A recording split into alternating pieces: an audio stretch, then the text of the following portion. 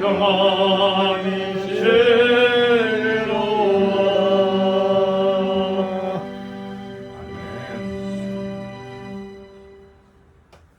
아멘. 484장 목사님 새로 오셨어요? 예. 그렇다고 우리 어떻게 차이가 그렇잖아.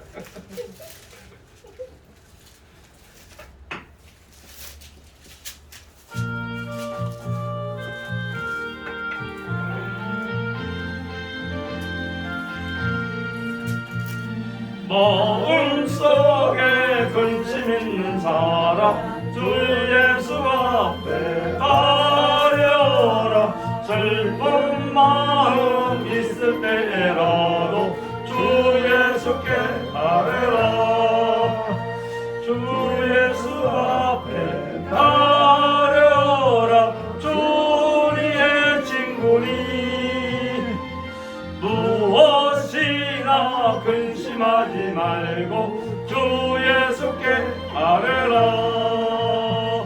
눈물 나며 긴숨 한숨 쉴 때 주 예수 앞에 아뢰어라. 은밀한 죄 내게 있더라도 주 예수께 아뢰라. 주 예수 앞에 아뢰어라. 주 우리의 친구니 무엇이나 근심하지 말고 주 예수께 아뢰라. 괴로움과 두려움 있을 때에 주 예수 앞에 아뢰어라. 내일 일을 염려하지 말고 주 예수께 아뢰라. 주 예수 앞에 아뢰어라. 주 우리의 친구니 무엇이나 근심하지 말고 주 예수께 아뢰라. 죽음 앞에 겁을 내는 자여 주 예수 앞에 아뢰어라. 하늘나라 바라보는 자여 주 예수께 아뢰라. 주 예수 앞에 아뢰어라. 주 우리의 친구니 무엇이나 근심하지 말고 주 예수께 아뢰라.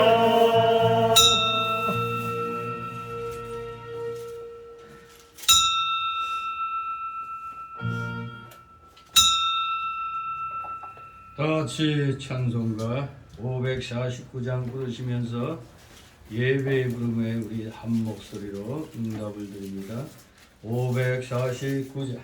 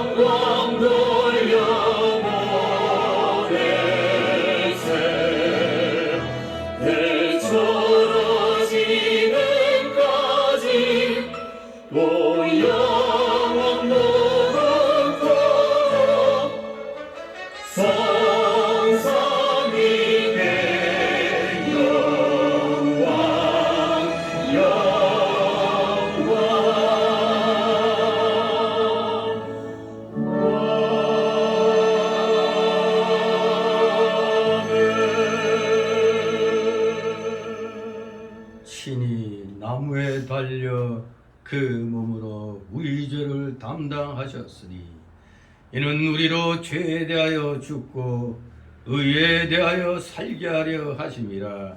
저가 채찍에 맞음으로 너희는 나음을 얻었느니라. 아멘. 다 같이 일어나셔서 찬송가 547장 하나님 앞에 올립니다. 547장.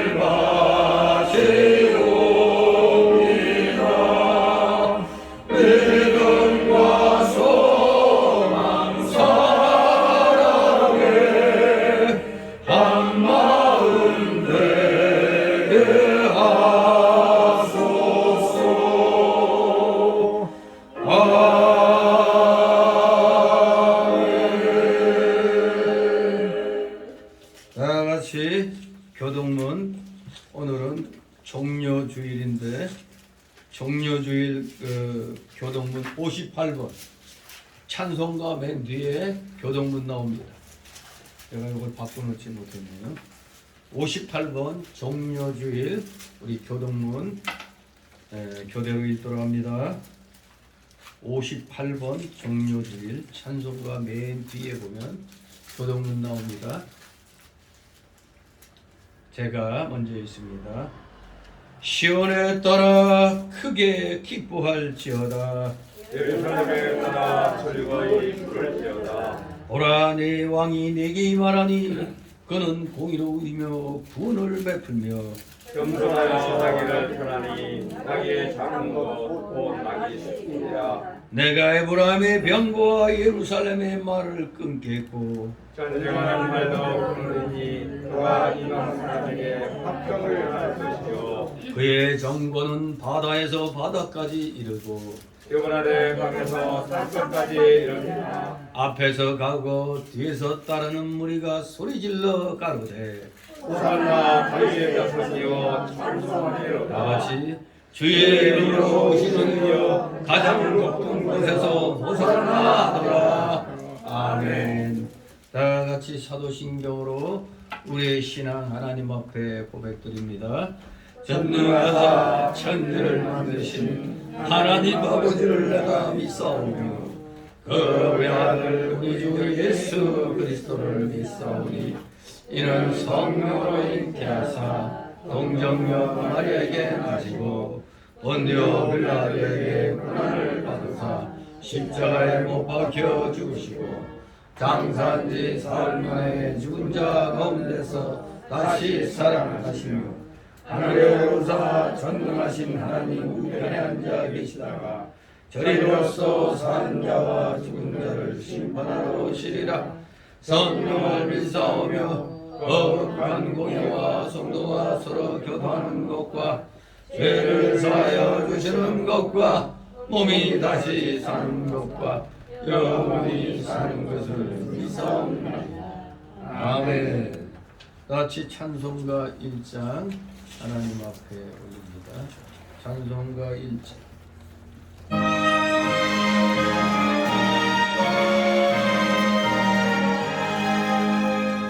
만국의 근원 하나님 온 백성 찬송 드리고 저 천사여 찬송하세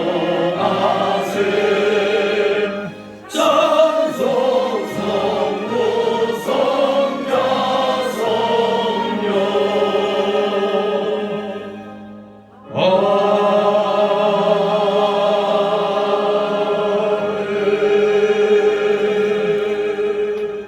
그 자리에서 하나님 말씀 받습니다.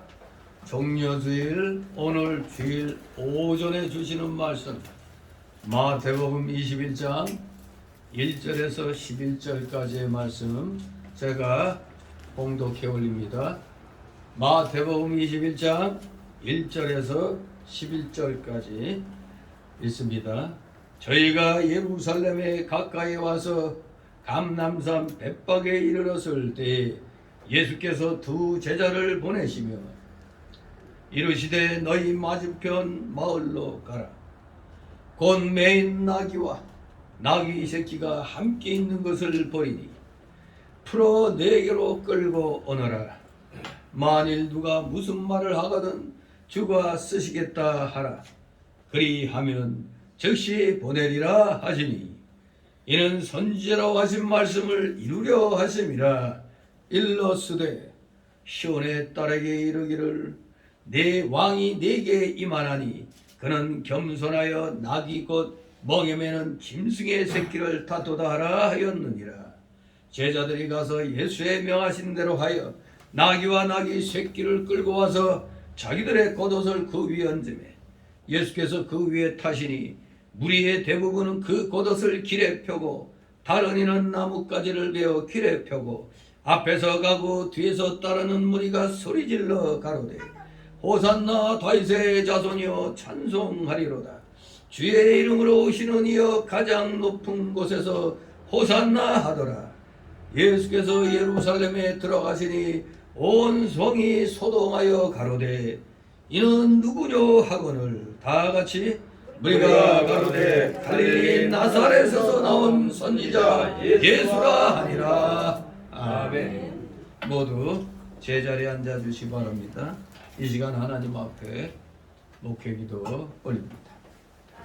거룩하시며 전지전능하셔서 이 세상을 오직 말씀으로 창조하시고 그 모든 피조물들이 하나님의 기뻐하시는 뜻 가운데 질서 정연하게 모든 것이 운영되도록 경영을 하시니 그 놀라우신 주님의 경륜에 오늘도 사랑하시는 자녀들 이렇게 원근각처에서 세상을 뒤로하고 하나님 나라와 의를 먼저 구하고자 하는 그 심령으로 이 귀한 주의 날 고난주간을 앞둔 이 종료주의 또 기념케 하시니 아버지 감사를 드리옵나이다. 참으로 저희가 무시간데 이처럼 사랑하여 주셨나이까. 2000년 전 주님께서 이 땅에 오시지 아니하였더라면 우리의 삶은 너무나 허망한 그러한 삶이 되었을 것입니다. 그저 속절없이 살다가 속절없이 지옥으로 가는 불쌍한 신세가 될 뻔하였지만 놀라우신 주님의 사랑에 의하여 그 만세전에 주님의 그 예정 가운데 우리를 구원하시기로 택하여 주셨다가 때가 되매 예수 그리스도를 통하여 믿음으로 구원받게 하여 주시고 천국 자녀 되게 하여 주시고 영생복락 누리게 하여 주셨사오니 이 놀라우신 사랑과 은혜 저희 어찌 감당할 수 있겠나이까. 오직 감사드림으로 무조건 말씀하시는 대로 순종하는 것만이 우리의 나아갈 길인 줄 믿습니다. 99.9%만 순종하는 게 아니라 100% 순종하는 것만이 우리의 행할 길임을 분명히 오늘 귀한 주의 날을 맞이하여 특별히 종려주의를 맞이하여 메시아 예언의 성취를 이루고자 이 땅에 오신 주님을 찬양하면서 사랑하시는 자녀들 마음과 뜻과 정성을 다하여 이 시간 주님 앞에 찬송과 전기와 영광을 드리오니 주님 홀로 받으시옵소서. 감사드립니다. 사랑하시는 자녀들 한 사람 한 사람 이렇게 기억하여 주심으로 때가 되면 다 주님 앞으로 나오게 하여 주셔서 이렇게 예수님 믿고 또 이 귀한 구원의 복음을 나 혼자 간직할 수가 없어 세상을 향하여 또 열심히 또 나름대로 전도하게 하여 주셨사오니 사랑하시는 자녀들 아버지 이들 한 사람 한 사람 아버지 귀히 받아 주시옵소서. 때가 심히 악하여 세상적으로 우리 기독교회가 세상으로부터 손가락질 당하고 욕을 먹는 그러한 희한한 그런 시대가 되었습니다. 이 모든 것 남의 탓하기 전에 우리 자신을 돌아보게 하옵소서. 우리 기독교인들이 그동안에 어떻게 삶을 살았기에, 우리 기독교인들이 어떻게 세상에 빛이었기에 단순한 한 사건을 두고 이렇게 사람들이 기독교에 대하여 등을 돌리는 일이 일어날 수 있겠나이까. 도도의 전략 전술의 하나로 이 코로나 이 팬데믹을 이용하여 이 대한민국에서 정권을 탈취한 이 주사파 정권이 가장 정권 유지에 걸림돌이 되는 우리 기독교를 가만히 둘 리가 없기에 마침내 기회를 잡아 우리 기독교를 공격하는 것일 줄 압니다. 여기에 허망한 국민들이 속아 넘어가 선동에 넘어가 우리 기독교를 공격하고 있고, 또 지금 우리 기독교 내에서도 정권을 주님의 은혜로 바꿨지만서도 기독교 내에서도 서로 또 싸움질을 하는 일들이 일어나고 있습니다. 누가 잘못을 했다 할지라도 그 세상 사람들이 보고 있다는 걸 알고 진리 문제에 있어서 부딪히는 거라면은 우리가 당연히 목소리를 높여야 되겠지만, 진리 위의 것을 가지고 서로 싸운다는 건 또다시 세상 사람들에게 흠잡히는 일인 걸 우리는 알아야 되겠습니다. 작금에 일어나고 있는 이 나라에서 이 기독교계 내에서의 그 일들, 일반 성도들은 모르고 있는 일들이 많이 있지만 조금 껴있는 성도들은 도리어 목사들보다도 더 이 흐름에 대하여 더 잘 알고 있는 줄 압니다. 그러다 보니 무서운 일이 일어나고 있습니다. 평신도들이 주의 종을 잘 알지도 못하고 흠을 잡고 욕을 하면서 비난을 하는 일들이 많이 일어나고 있습니다. 진실로 때가 악하기 때문에 목회자들이 바른 말을 해야 할 그런 때인 줄 압니다. 말씀을 온전하게 선포해야 될 때인데 지금은 칭찬의 말보다 책망의 말이 더 많이 나와야 될 그런 시기다 보니 칭찬하는 목회자들은 교인들이 좋아하고 책망하는 목사들은 교인들이 이렇게 또 배척하니 참으로 안타까운 그러한 시절입니다. 하지만 우리 성교회 성도들은 오직 진리를 사모함으로 또 부족한 정도 진리를 추구하고 열심을 다하여 나가기 때문에 올바른 분별력 가지고 세상의 흐름과 또 교계의 진리의 흐름을 잘 깨달아서 부족한 종이지만 종의 그 지시대로 잘 이렇게 또 협조하면서 따르고 있으니 아버지 감사를 드립니다. 우리 모두 절대 부안해동하는 일이 없게 하여 주시옵소서. 우리는 오직 진리를 가지고 악한 마귀 세력과 싸워야 할 때입니다. 마귀 세력과 싸우기에도 벅찬 이때 우리 기독교인들 간에 진리도 아닌 문제 가지고 서로 다투는 건 참으로 하나님 모시기에 너무나 부끄럽고 참으로 마음 아픈 일입니다. 우리 사랑하시는 자녀들, 조금이라도 더 깨달은 자녀들은 말씀에 입각하여 과연 이 시대가 어떠한 시대인가 분명히 잘 깨달아서 이 어둠의 시대, 이 어둠을 거쳐나가는데 우리 기독교인들이 지극히 작은 힘이지만 한 사람 한 사람 힘을 모으면 이 어둠을 온전히 걷게 될 줄 믿습니다.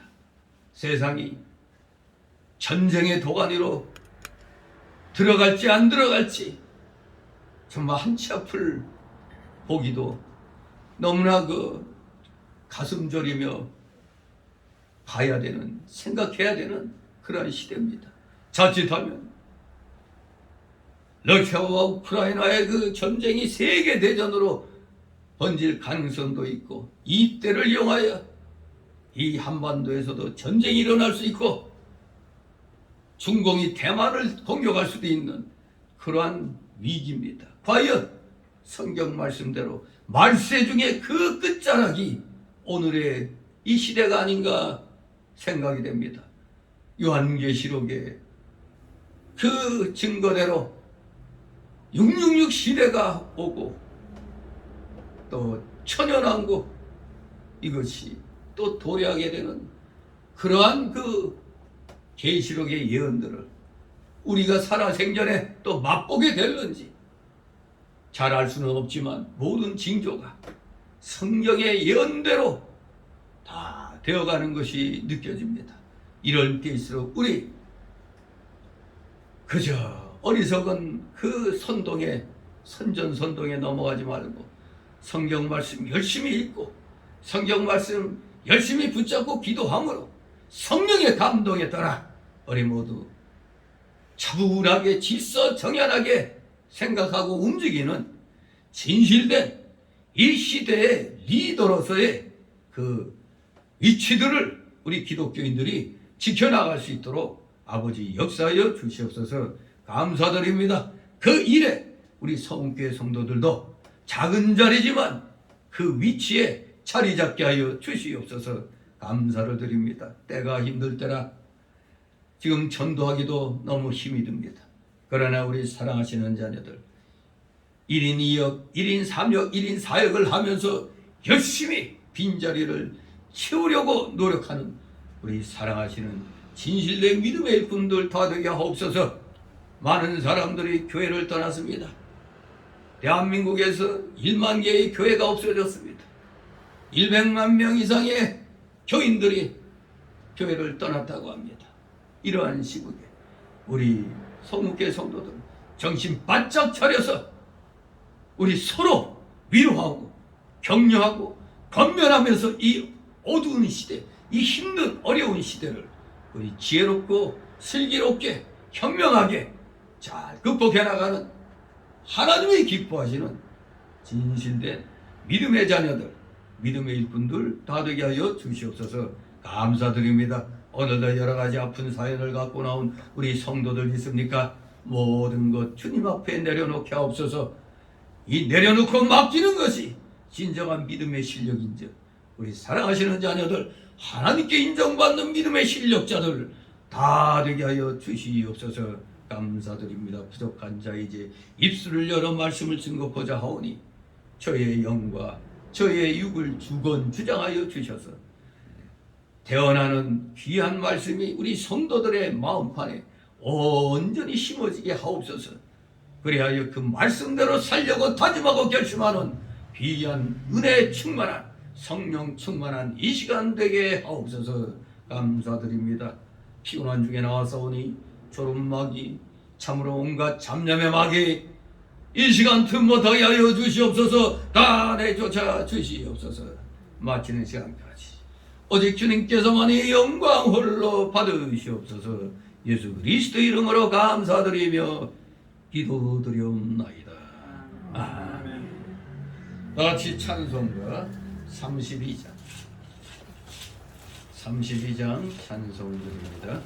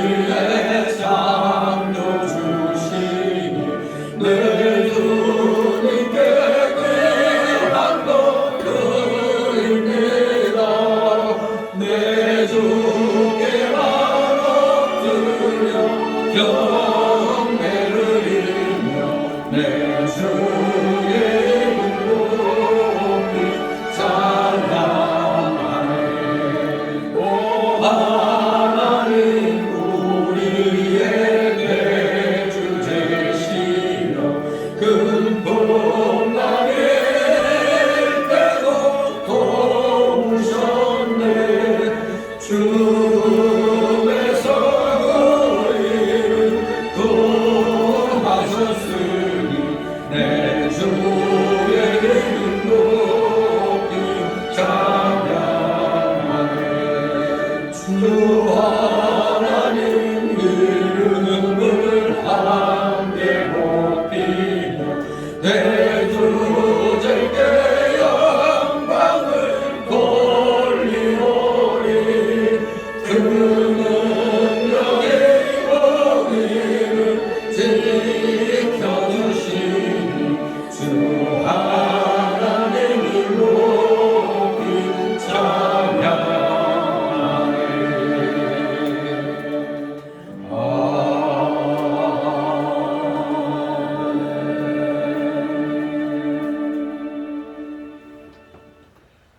주님의 이름으로 여러분을 환영합니다.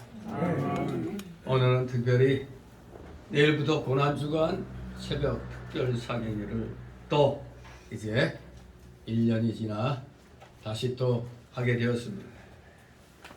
이번 주간의 첫날인 바로 주일, 오늘이 바로 이른바 종려 주일이라고 부르고 있죠. 오늘 이 본문의 내용은 바로 예수님의 예루살렘 그 입성에 관한 기사입니다.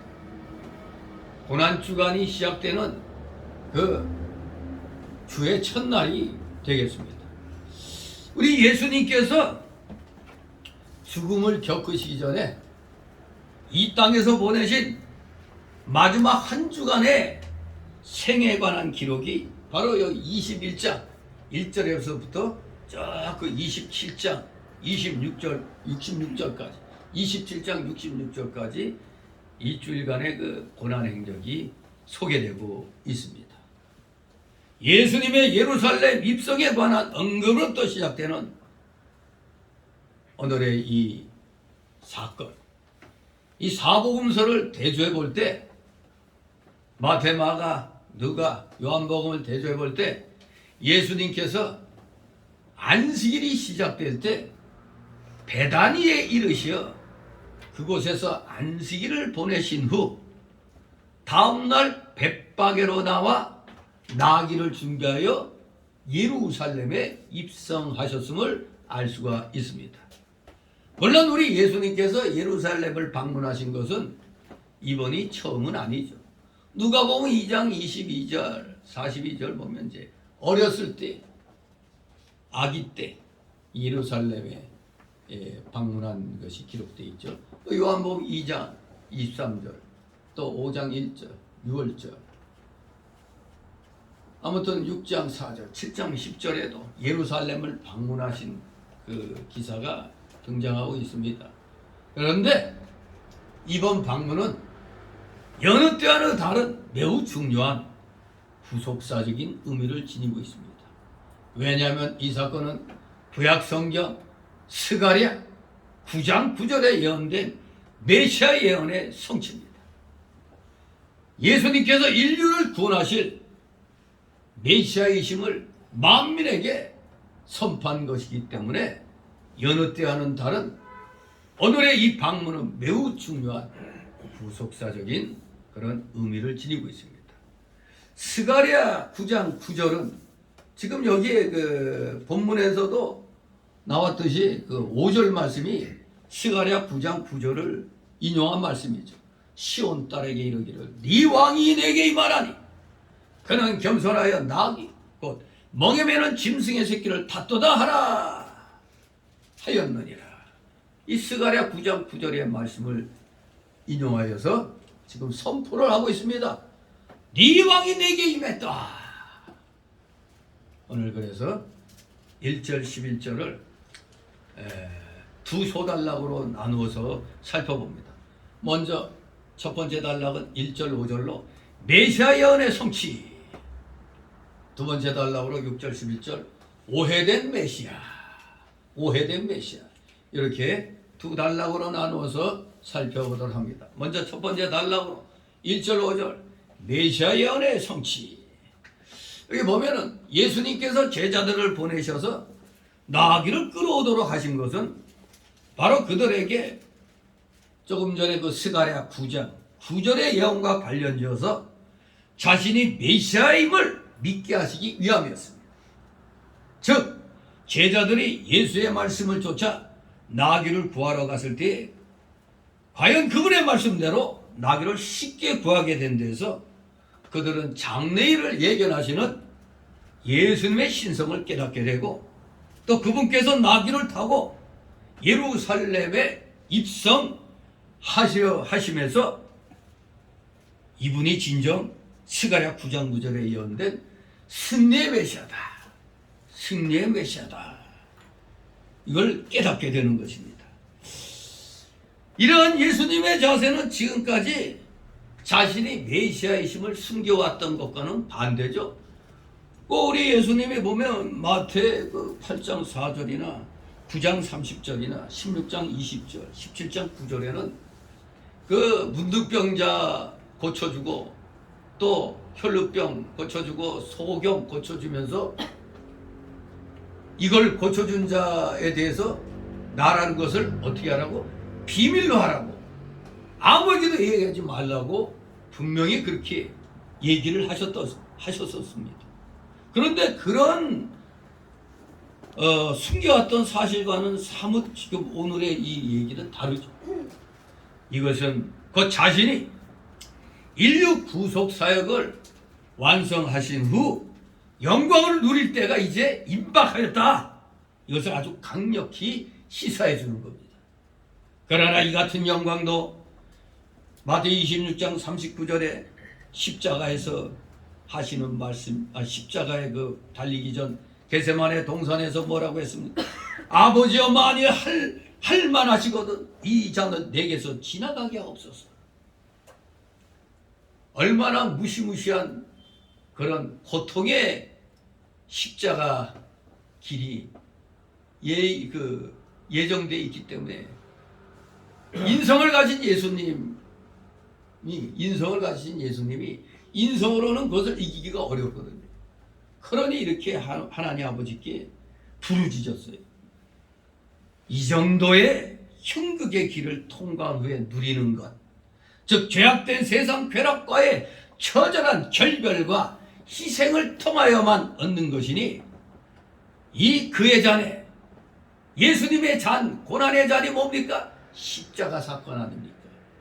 바로 그 십자가의 고난의 잔에 동참해야 할 우리 성도들은 오늘날 각오를 새롭게 해야 할 것임을 우리는 스스로가 다짐을 해야 됩니다. 그저 지금 좋은 때니까 말은 입만 그냥 입이 열렸다고 그 말은 잘하죠. 아, 주님을 위해서 내가 희생하겠다고, 주님을 위해서 순교할 각오를 하고 있다고 함부로 순교 말을 잘합니다. 순교라면 함부로 하면 안 되는 거예요. 이거 예수님이 가신 그 십자가 고난의 길, 즉 그 고난의 잔에 이 동참해야 된다는 건데, 아무튼 그러한 각오를 해야 된다는 겁니다. 아무나 다 순교하는 건 아니죠. 순교할 사람들은 또 다 만세전에 예정되어 있습니다. 누군지 모르죠. 하지만 아무나 순교하는 게 아니니까 여러분들도 믿음 생활하다가 아이고 내가 순교당하면 어떡하나 걱정할 거 하나 없습니다. 여러분 보고 순교하라고 하지 않습니다. 아무튼 믿음의 그 경지에 이르러야 하나님이 순교의 제물로 쓰시는 것이죠. 아무튼 우리 각오를 새롭게 해야 됩니다. 그렇기 때문에 예수님께서 이 예루살렘에 입성하신 이 사건은 특별히 우리가 오늘 제목대로 승리의 입성, 예루살렘 성에 들어가시는 이 일을 일명 승리의 입성이라고 부르고 있죠.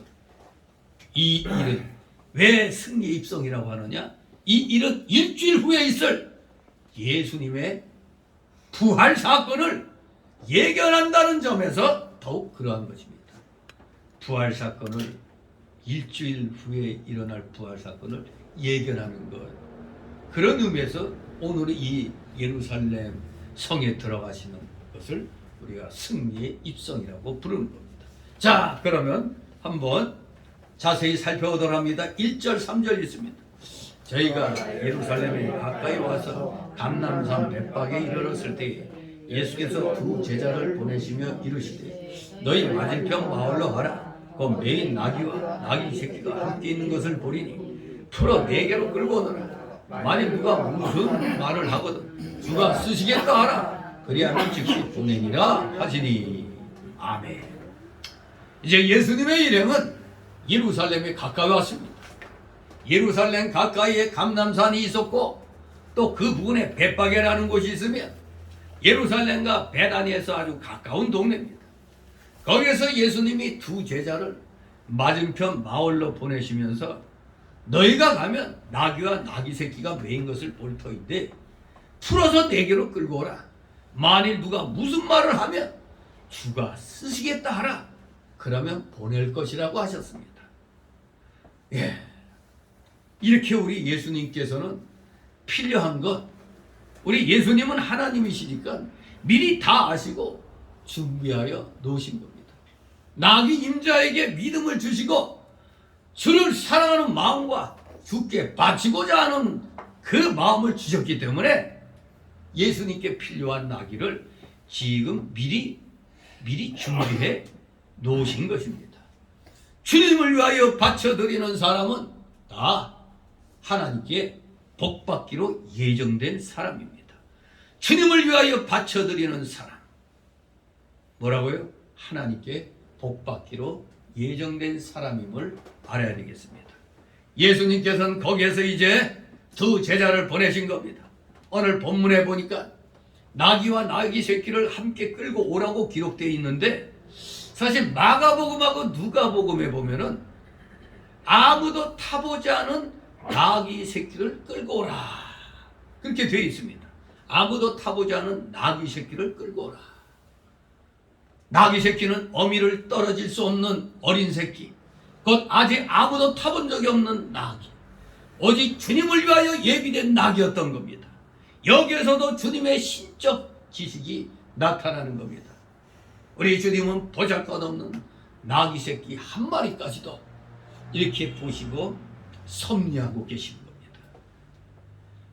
사실 왕이 성에 입성할 때 옛날에는 아주 당당하게 뭘 타고 가야 돼요? 말을 타고, 아니면 말을 앞세우고 가마 딱 타고 그렇게 들어가야 왕다운 거 아닙니까? 그런데 우리 예수님이 분명히 스가랴 9장 9절에 뭐라고 그랬어요?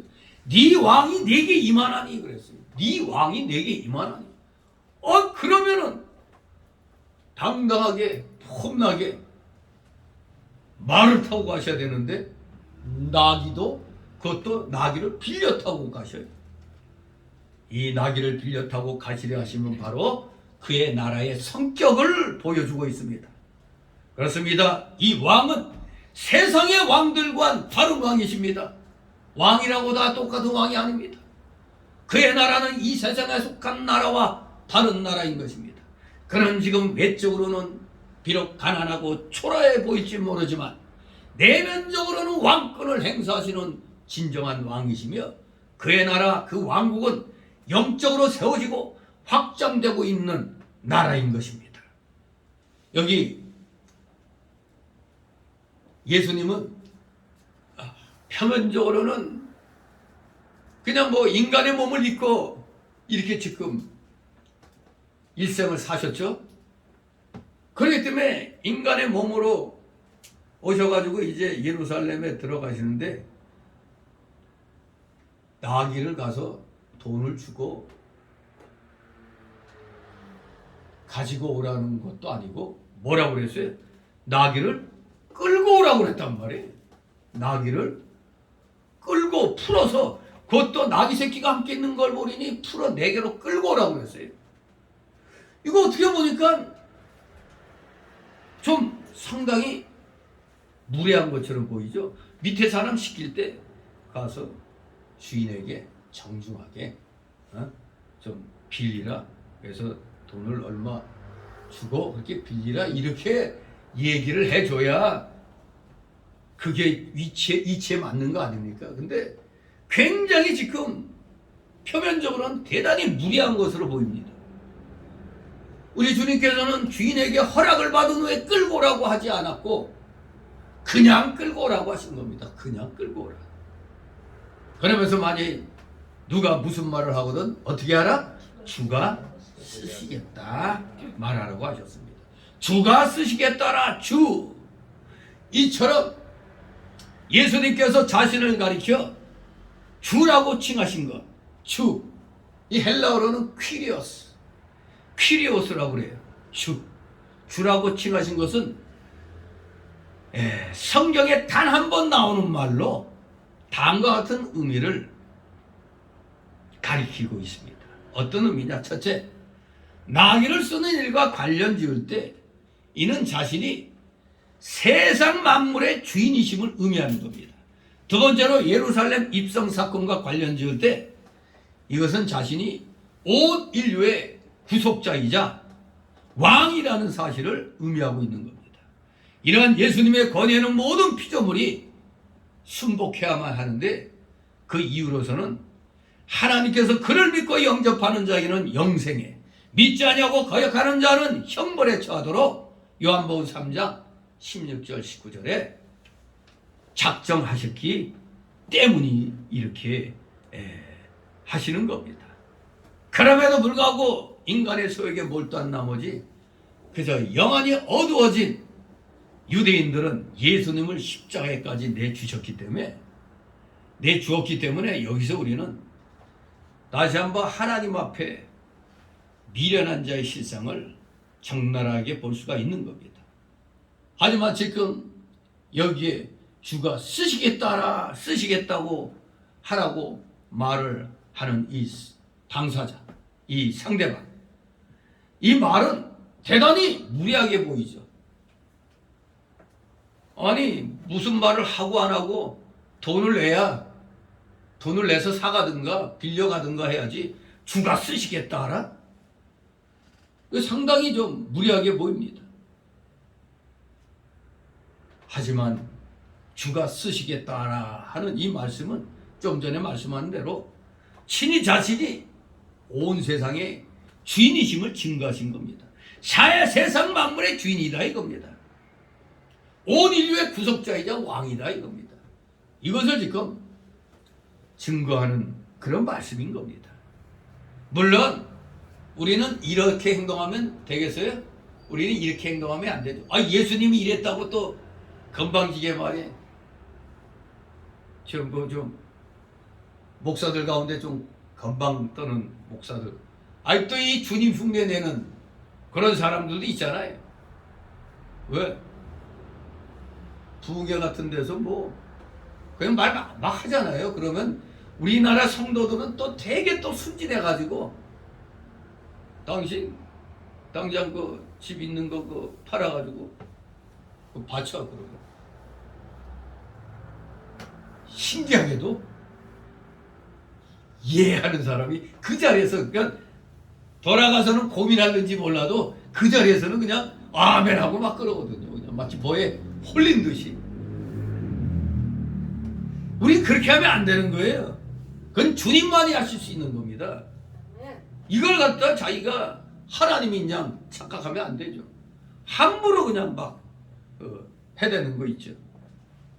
물론 자신이 하나님과 그렇게 또 아주 다른 사람하고 다른 어떤 관계라면은 또 자신 있게 그렇게 말은 할 수 있겠죠. 말이야 못할 건 없겠죠. 그러나 우리는 함부로 이렇게 무례하게 행동하면 안 됩니다. 왜? 주님과 우리는 다르잖아요. 우리는 그저 피조물인 사람일 뿐 주님은 이 세상의 주인이잖아요. 그리고 인류의 구속자이며 왕 아닙니까? 온 우주의 대주인이십니다.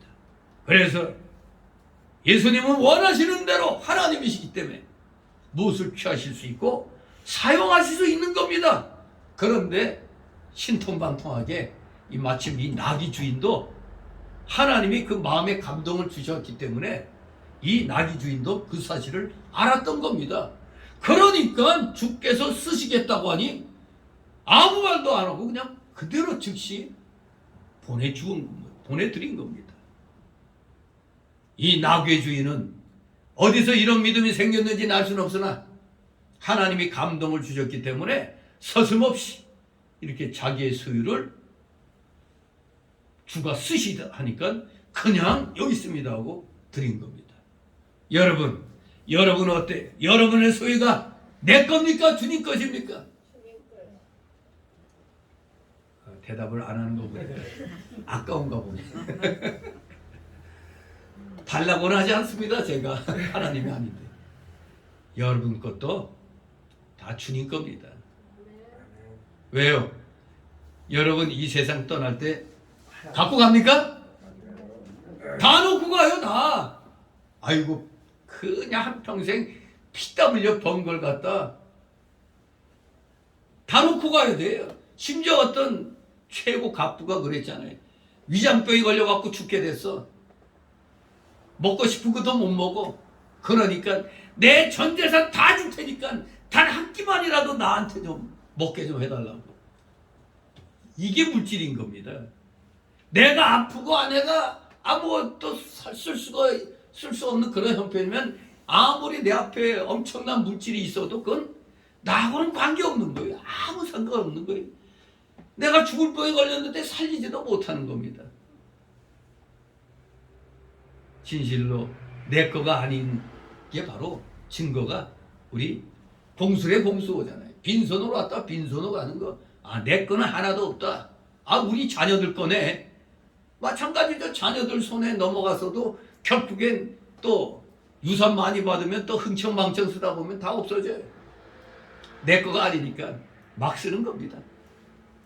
대대로 뭐 부자는 뭐 망해도 상대 간다 그러지만 결국 망하잖아요. 없잖아요. 다. 내 거가 아니니까 없어지는 거예요. 이게. 내 거면은 그게 쉽게 없어지겠어요. 아무튼 천하 재벌이라도 죽을 때 그거 다 못 갖고 갑니다. 여기 낙의 주인처럼 이 모든 물질은 하나님 거라는 걸 우리가 고백해야 돼요. 그 고백하는 신앙이 여러분이 그 신앙이 뭡니까? 11조 드리는 신앙입니다. 이거 다 주님 겁니다. 인정하는 거잖아요. 이게 다 주님 건데 그게 사람들이 잘 모르는데 11조란 건 내 거에서 아깝게도 내 걸 10% 드리는 게 아니에요. 전부 다 하나님 건데 하나님이 나한테 90%를 주셔. 아이 그런데 다 주셔놓고 그 10분의 1만 바쳐라 이렇게 한 거예요. 다 하나님 거예요. 다 하나님 거. 근데 이게 다 내 건 줄 아니까 아우 이게 너무 아까운 거야 그냥. 그러니까 하나님이 성경 어디를 아무리 눈을 그냥 까디짓고 뒤져봐도 하나님을 시험해보라는 얘기는 없어요. 딱 한 군데 말라기서에 11조에 대한 시험만 해보라고 그랬어요. 아무튼 여기 주인과 같은 이러한 자세를 우리가 항상 갖고 있어야 돼요. 근데 한창 그 부흥되는 교회들 보면은 그 교인들이 모두 다 그런 마음을 갖고 있어요. 근데 참 그런 믿음 갖기도 힘든 거예요. 교회가 건축하자 하니까 너도 나도 그냥 자기 자신들이 작정을 하는 거예요. 작정해가지고 무슨 수단을 가리지 않고 뭐 담보를 제패서라도 돈을 빼가지고 보태는 겁니다. 그냥 저희도 이 예배당 건축할 때 처음이었죠. 처음 사당동에 그 제일교회 있을 때 누구보다도 제일 먼저 그 당시 20년이 뭐야? 30년 전이지. 3, 40년 전이구만. 그때 전세가 그때 사당동에서 1,000만 원짜리 살고 있었어요. 1,000만 원짜리 살고 있었는데 그냥 마음의 감동이 그냥 다 바치고 싶어도 뭐 우리가 살아야 되니까 20%만 30%가 됐네요. 그러니까 제일 먼저 그렇게 마음이 들어요. 그냥 뭐 하라 마라 그런 얘기도 안 하고 뭐 교회 건축할 때 뭐 이렇게 돈이 드니까 성도들 알아서 이제 작정하라고 이제 막 그럴 때인데 그냥 마음의 감동이 그냥 일어나는 거예요. 그냥 일어나서 하고 그리고 모두 작정했지만 제일 먼저 낸 사람은 우리였거든요. 왜냐면 이거 갖고 있으면 뭐예요? 하나님께 작정했으니까 빨리 내고 보자 해서 그냥 일단 마련해가지고 내고 본 겁니다.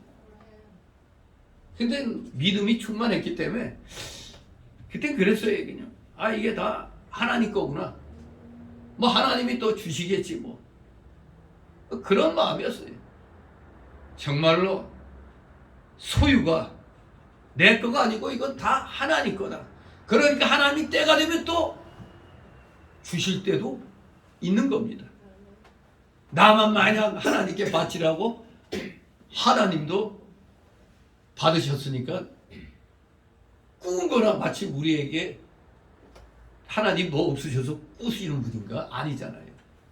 꾸시는 걸로 하고 나중에 그냥 배로 그냥 몇 배로 갚아주시는 하나님이십니다. 우리가 그것을 알면은 여기 이 나귀 주인처럼 알겠습니다 하고 그냥 즉시 보내주는 그러한 믿음. 그 믿음이 무슨 믿음? 이 소유는 나의 물질은 다 누구 거다? 하나님 거다. 이런 마음 자세를 늘 갖고 있으면은 그게 바로 복 받기로 어떻게 된 사람? 예정된 사람이란 걸 알아야 돼요. 모두 다 복 받기는 좋아하는데 실천을 하지 못하잖아요. 복 받기는 굉장히 좋아합니다. 그래도 우리 한국 사람들은 그래도 복 받기를 원하는 사람들이 많은 것 같아. 왜? 우리 기독교뿐만 아니라 불교 같은 데서도 이 기독교에서는 뭐 교인들 그냥 뭐 헌금 조금 하지만 불교인들은 또 어떻게 불교 그 뭐 할 때 보면 또 엄청 많이 내더라고요. 어떻게 보면 불교인들이 통이 좀 큰 것도 같아. 그러고 보면. 근데 진짜 통이 커야 될 사람은 우리 기독교인인데 일반 종교인보다도 통이 작아 어떤 때는. 하지만 그래도 세상에서 이름 있는 그런 하나님의 자녀들을 보면은 정말 통이 큰 사람 많이 있죠. 특출한 그런 사람들이겠죠.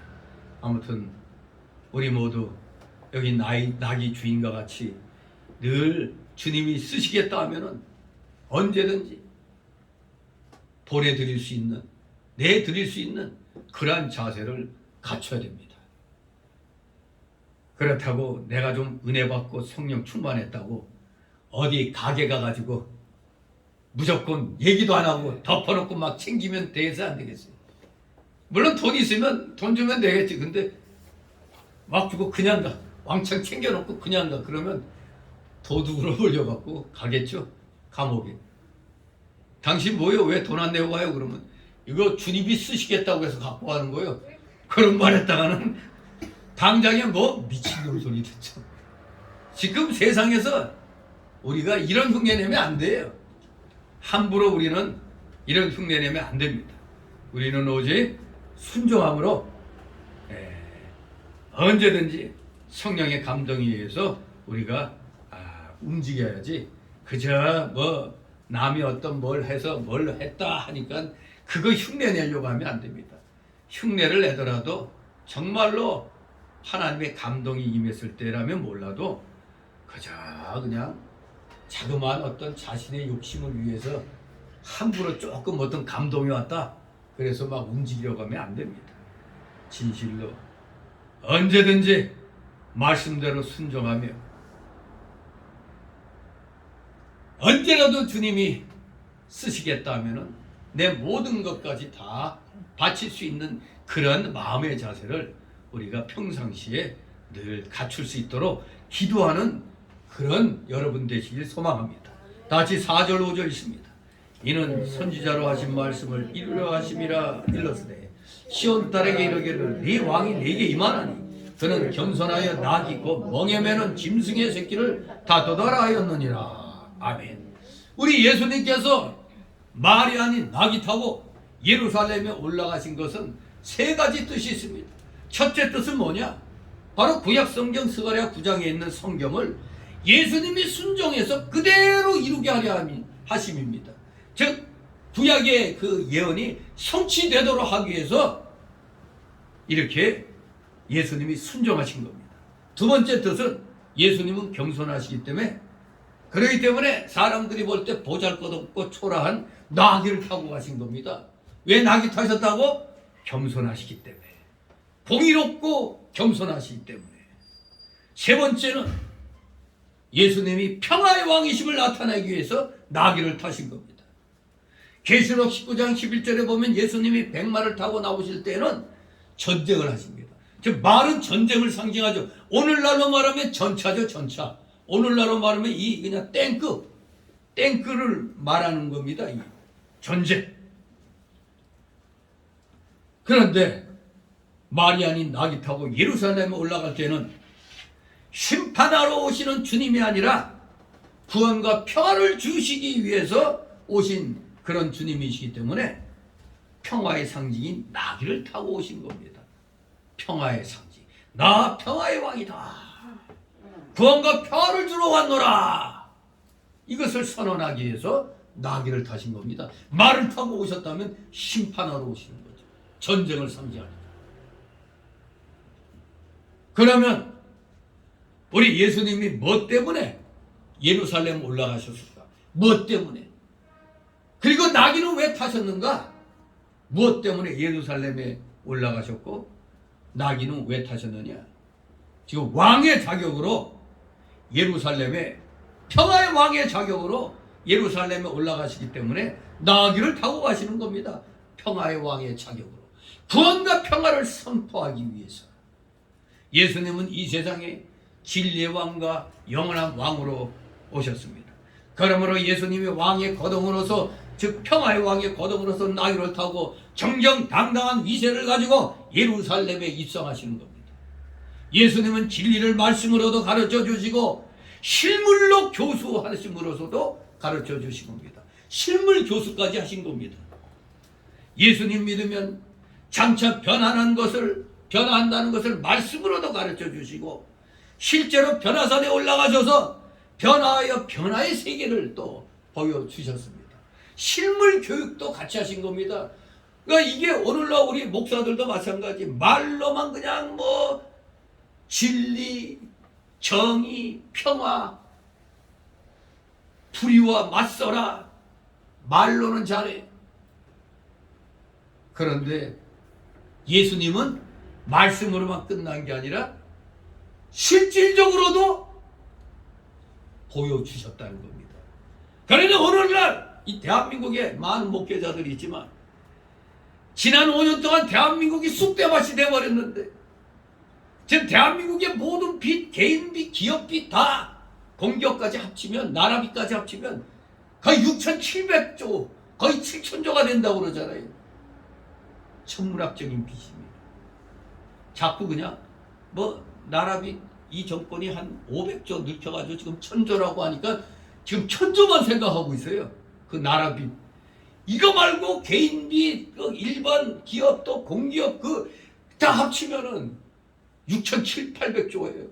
즉 7,000조 가까이 된다는 겁니다. 뒤로 꽈당 하고 넘어져야 정상이죠. 근데 너무 크니까 헛웃음만 나오죠. 참 말이 되나? 지난 정권 때 국민연금인가 뭔가 그 20조까지 인계받아 놓고 그 20조도 싹 날려버리고 거기다 그냥 빚까지 반뜩 지고 이럴 때 이것보다도 더 중요한 거 뭡니까? 나라가 공산화되잖아요. 공산화. 미군 철수시키고 지금 우리 대한민국 국군들을 다 허수아비같이 만들어 놓고 말이에요. 적이 쳐내려오면 그냥 무풍기대같이 그냥 들어오게 철책선에 길까지 열어놓고 말이에요. 적은 지피 그대로 지하에 있다는데 위만 이렇게 폭파시키는 흉내내는데 우리가 지피가 100개면 쟤네들은 200개 내잖아요. 비례로 같이 없애야지 우리만 폭파시키니까 누구가 손해요? 우리만 손해죠. 참.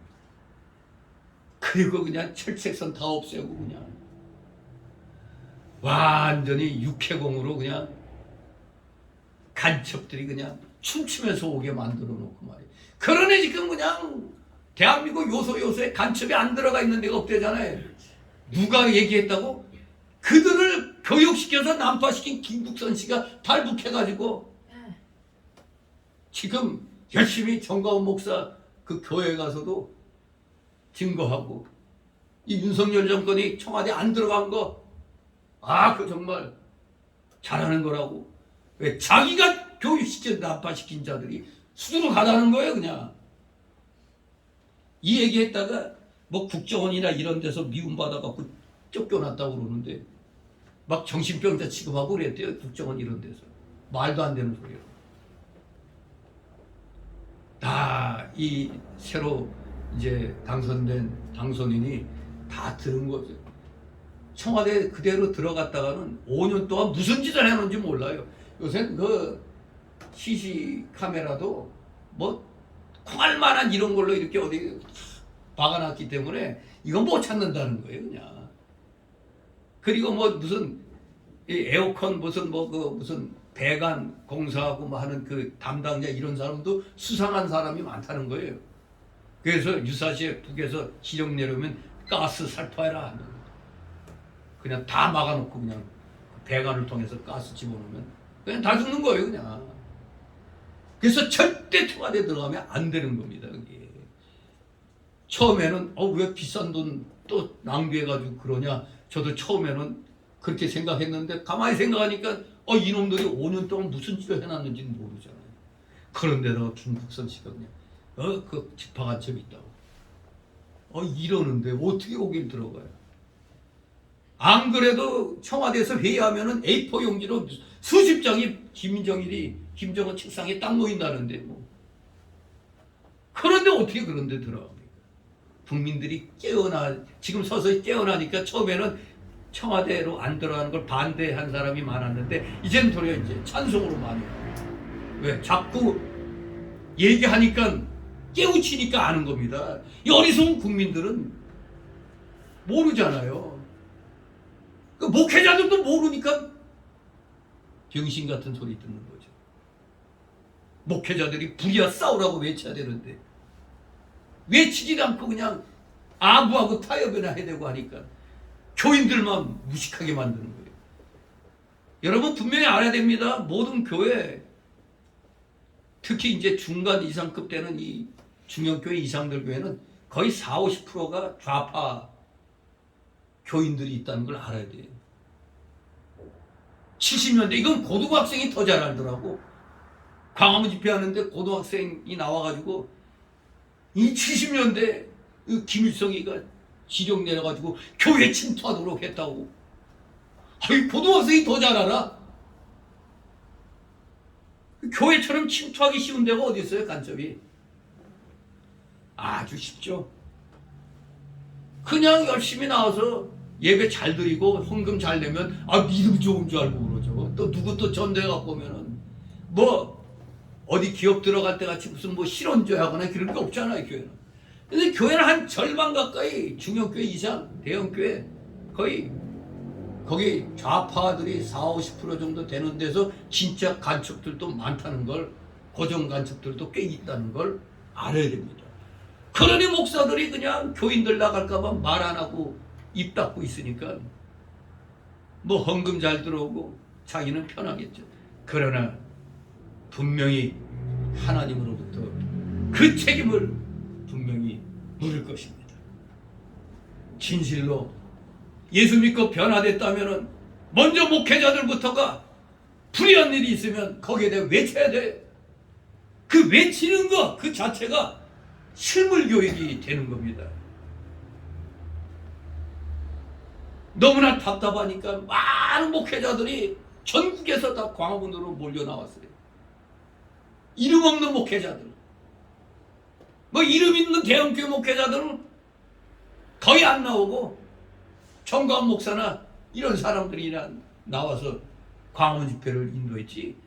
뒤늦게 나와가지고 자꾸 엉뚱한 짓 하는 사람들이 많아요. 애국운동 팔아가지고 헌금도 많이 받더라고. 참말로. 내 애국운동 한다고 밥값 준 사람은 저 한 집사밖에 없었어. 강원 집회 나갈 때 가서 뭐 좀 사드시라고. 그런데 어느 교회 목사들은 애국운동 하니까 애국운동 한다니까 후원금 엄청 걷어가지고 그냥 그걸로 교회 또 짓고 막 새로 짓고 막 그런다는데. 참으로 참 그렇습니다. 아무튼 진정 우리가 예수님 믿고 구원받았다면은 삶에서도 변화가 돼야 돼요. 즉 가장 큰 특징은 불의한 데 대해서는 가만히 있지 못하는 겁니다. 내가 지난 날까지 죄 짓고 나쁜 짓 하다가 예수 믿고 확 개과천선하게 되면 나쁜 짓에 대해서는 더 알레르기 반응을 일으켜야 되는 거예요. 저건 저런 짓 하면 안 되지. 악과 싸워야 되는 겁니다. 악과 싸울 줄 아는 게 기독교인의 그 변화된 그 자세예요. 저게 악인데 이걸 잘못된 건데 하면서 입 다물고 있어. 그럼 진정 변화된 게 아닙니다. 진정 변화된 것은 행동을 해야 되는 겁니다. 변화된 행동. 우리 예수님이 이렇게 제자들에게 아니 왕으로 오셨는데 창피하게 말이야. 지금으로 말하면 그랜저 타고 쫙 들어가야 되는데 옛날 그 포니 아니면 우리 30년 된 20년 된 저 15인승 끌고 그냥 그 가는 거예요. 그래서 목사들도 그래요. 목사들도 딱 폼나게 좀 이 승용차 그 값진 승용차 타고 딱 가면 이 대우받는데 승합차 타고 이렇게 가면 별로 대우 못 받아요. 참 세상이 그렇습니다. 아무튼 우리 예수님이 남은 그랜저 타고 쭉 들어가는데 혼자 우리 15인승 저거 털털털거리면서 그거 타고 가는 거랑 똑같은 겁니다. 근데 창피해갖고 저걸 어떻게 타겠어요?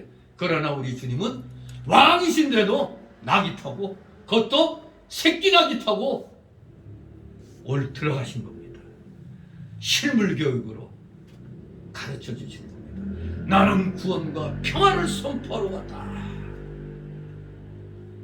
이걸 알려주시려고 신이 이 자그마한 새끼 낙이 타고 가시며 어떻게 보면은 사람들이 볼 때 좀 우습죠? 아니 어떻게 좀 낙이 타더라도 큰 놈 타지 왜 또 새끼 낙이 타고 그냥 마치 어린애가 아장아장 걷듯이 그렇게 오시는 거예요. 그냥 기가 막힌 거죠. 믿음이 없는 사람들 눈에 볼 때는 웃기는 거죠. 그러나 믿음이 있는 사람들 눈에는 구원의 왕, 평화의 왕이시구나 이것을 배우게 되는 겁니다. 이렇게 우리 기독교인은 말로만 해서는 안 되는 겁니다. 목사들이 말로만 하면 안 되는 거예요. 실물로도 교육을 해야 되는 겁니다. 실물로도 본인이 직접 모범을 보여야 되는 거예요. 우리 예수님이 이렇게 하신 겁니다. 예수님의 살과 피가 우리 성도들의 생명의 양식이 된다는 것을 말씀으로도 가르쳐 주셨고 실제로는 또 우리가 잘 아는 오병이어 얘기죠. 진짜 물고기 5마리, 물고기 2마리, 떡 5개 요걸 가지고 5,000명을 먹였다 그러죠. 사실은 어린애하고 여자를 합치면 거의 2만 명까지는 될 거 아니에요. 거의 그냥 15,000명 이상 되는 그 역사를 오병이어의 기적으로서 보여줬잖아요. 내 말을 먹는 자만 사는 게 아니라 진짜 또 이 떡을 물질의 떡과 이 고기를 먹는 자 이런 것을 다 먹게 해주겠다는 걸 보여주는 겁니다. 또 세상을 심판하시고 또 예수님의 말씀으로 가르쳐 주셨고 실제로는 무화과나무를 저주했잖아요. 무화과나무를 저주해가지고 말라 죽게 했잖아요. 아니 세상에 지금 봄이 되면은 무슨 꽃이 피는 거예요? 진달래 개나리 꽃이 피는 게 그것보다도 사과가 언제 열죠? 사과나무 심으면 가을에 열리나요? 근데 아직 사과가 심어졌는데 사과나무가 심어졌는데 열매 맺으려면 가을이 돼야 되는데 지금 와가지고 열매 안 맺었다고 저주한 거나 똑같거든요. 무화과나무가 아직 열매 맺을 때가 아닌데 열매 안 맺었다고 저주했거든요. 그랬더니 그 무화과나무가 말라 죽어버린 거예요. 이렇게 우리 주님은 실물로도 가르쳐 주신 겁니다. 바로 심판하러 오신다. 심판하신다는 걸 실물로도 이렇게 가르쳐 주시는 겁니다. 그냥 말씀으로만 아니라 가다가 딱 이거 열매 맺으려면 아직 몇 달 있어야 되는데 열매 안 맺었다고 저주했더니 그냥 말라 죽어버린 거예요. 심판하신다는 것도 실물로도 그렇게 또 가르쳐 주신 겁니다. 복 주시는 것도 말씀으로도 살고 또 실질적으로 순종자라니까 오병의 기적을 일으켜서 굶주리지 않게 또 물질로도 먹여주셨잖아요. 실물 교수도 우리 주님은 열심히 하신 겁니다. 더구나 여기 예수님이 나귀 타고 예루살렘에 입성하시는 것, 예수님이 바로 무슨 왕? 평화의 왕이신 것을 실제로 보여주고 교훈하시기 위함입니다. 창피하게 어떻게 지금 대형교회 목사들 보고 저거 조그만 승용차나 20년 된 승합차 타고 가라면 창피해가지고 안 탑니다. 창피해서 안 타요. 우리 같은 사람이라 그냥 아무거나 좀 타고 가지만, 우리 주님은 그 당시로 말하면 폼나는 품종이 좋은 말, 아주 아주 튼실한 말을 타고 또 들어가셔야 되는데, 나귀도 그것도 어미 나귀도 아닌 아주 젖도 안 떨어진 새끼 나귀를 갖다. 그러니까 아까 마가복음에서도 누가복음에서도 그 어미 새끼하고 같이 왔다는 게, 어미 새끼가 그 뭐 젖을 줘야 되니까 같이 따라오는 거거든요. 이게. 정말로 우리 예수님이 평화의 왕, 구원의 왕이심을 보여주시기 위해서 실물로 교육시켜 주려고 이렇게 어린 나귀 새끼 타고 이렇게 예루살렘에 들어가신 겁니다. 이것은 물론 구약의 메시아 예언의 일부를 이루려 하심이었습니다. 이 예언은 어디에 나왔다고요? 초대 말씀드린 스가랴 9장 9절에 나오는 거 아닙니까? 사실상 약속을 하신 이도 주님이시요 그 약속을 이행하시는 이도 주님이십니다. 그의 고난과 죽음이 가까워오는 때 주님께서는 이 약속의 성취를 통해서 내 자신이 메시아다 이것을 더 분명하게 드러내시기를 원하셨다는 걸 우리는 알 수가 있습니다. 오늘 인용된 스가랴 9장 9절의 예언에 보면 시온의 딸들아 너희의 왕으로 오는 메시아를 인하여 기뻐하라고 말씀하셨습니다.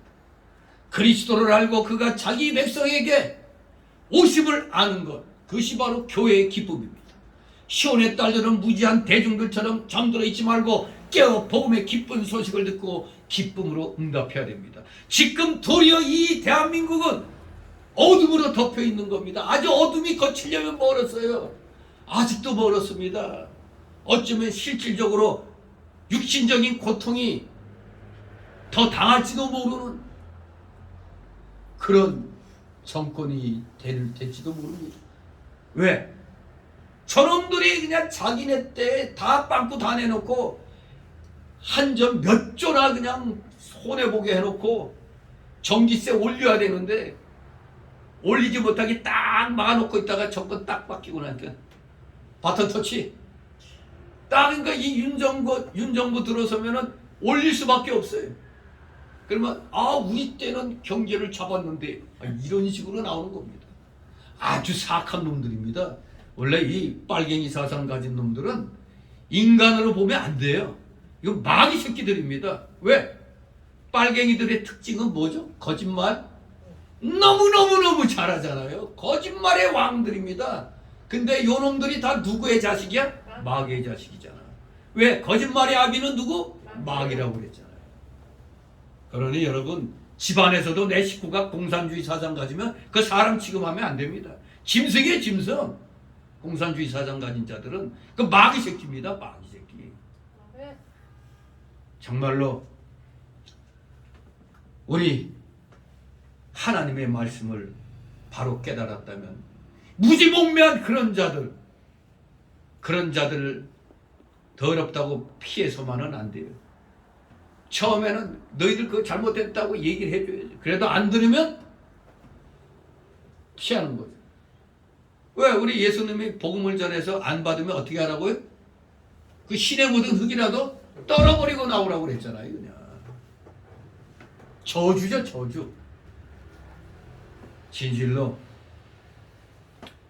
우리 주님, 이 주님이 우리에게 오셨다. 우리의 구원을 이루려고 오셨다. 이것을 우리가 듣고 응답하고 실생활 속에서 우리도 또 열심히 전해야 됩니다. 이게 우리가 해야 할 일입니다. 그런데 잘못된 것을 보고도 말을 안 해요. 그건 교회가 아닌 겁니다. 목사가 아닌 겁니다. 성도가 아닌 겁니다. 불의한 일을 보고도 말 한마디 안 한다면 그는 성도가 아닙니다. 진실로 좀 더 힘들어지는 그러한 시기가 지금 오고 있다고도 볼 수가 있어요. 그 모든 기반을 이렇게 엉망진창으로 만들어 놓은 게 이 문재양 정권, 이 지들만 배채운 정권. 이놈들 남의 눈에 피눈물 나게 하니까 지들은 더 지독한 피눈물이 나는 거 아닙니까? 그때 최서원의 딸 세상에 고절로 만들어 놓고 그것도 누명 씌우고 별짓 다 해가지고 그래도 그 누구야? 걔는 대한민국을 기쁘게 했잖아요. 왜? 경마에 가서 승마대에서 금메달 따고 왔잖아요. 그걸로 국민들을 기쁘게 해줬는데 이 조국의 딸은 뭐야? 다 위조해가지고 다 들어간 거 아니에요? 그러니 그것들 원인 부여되는 건 당연한 겁니다. 당연한 거예요. 무슨 한 가정을 살육했니 어쩌니? 니들이 최소한의 가정을 완전히 살육해놓고 헛소리하는 거죠. 그러니까 우리가 그걸 보면 남의 눈에 눈물 나게 하면은 지는 피눈물 흘린다는 게 딱 맞는 겁니다. 우리는 정말로 지금 안 좋은 기반하에서 이제 또 새로운 한 시대를 지금 이제 정권을 맞이하고 있는 겁니다. 그러니 이때 우리는 더욱더 이 복음, 지금 이 정권 때문에 교회를 떠난 사람들이 얼마나 많아요. 교회가 무너진 게 만교회가 된다고 그러는데 100만 명의 교인이 나갔다고 하는데 이제 다시 그들을 불러들여야 될 거 아닙니까? 지금 우리 잠에서 깨야 돼요. 그동안 움츠려지고 핍박에 움츠려들었던 이것을 우리는 깨야 됩니다. 그래서 이 복음의 기쁜 소식을 열심으로 이제 힘을 내서 전해야 될 때입니다. 예수님은 겸손하여 나귀 새끼를 탈 거라고 했습니다. 말은 전쟁의 동물이고 나귀는 평화의 동물입니다. 그래서 이방의 왕들은 말을 타지 나귀는 타지 않습니다. 왜냐하면 말에 비해서 나귀는 일종의 경멸을 당하는 짐승이었어요. 그렇기 때문에 우리 주님께서 이런 걸 아시면서도 나귀 새끼를 새끼 나귀를 타셨다는 것은 그가 얼마나 겸손한가를 나타내는 겁니다. 그것도 어미에게 의존하는 나귀 새끼를 타신 것은 더욱더 그런 거 아닙니까? 아직도 어미젖을 먹는 그 나귀 새끼를 탔다니. 오늘날 사람들은 또 뭐라고 그러겠어요? 동물학대다. 예수님 보고 동물학대다 이렇게 할 수도 있죠. 아직 젖도 안 찐 나귀 새끼를 거기 탔으니까. 네. 하지만 그 당시에 그 상황은 그렇지가 않습니다. 그 당시에 우리 주님의 이 겸손함, 그것을 나타내시기 위해서 이렇게 젖 먹고 있는 나귀 새끼를 타신 겁니다. 그렇습니다. 그리스도의 왕국은 이렇게 영적인 겁니다. 표면적으로는 별 볼 일 없는 것 같아요. 그러나 내면적으로는 엄청난 주의 왕국이 이루어지고 있는 겁니다. 세상 왕국처럼 외적 영광을 따르는 왕국이 아닙니다. 그러나 여기 영적 왕국에는 지극히 비천한 자들에게까지 미치는 은혜의 복음이 있다는 사실. 은혜의 복음. 어떤 비천한 자라도 예수님께 나올 수 있고 예수님은 그를 물리치지 않을 것입니다. 세상의 왕들, 우리 대통령 같은 경우에도 좀 허름한, 보기에 좀 이상하게 보이는 사람이 좀 가까이 오려고 하면 어떻게 해요? 경호원들이 따닥 막잖아요.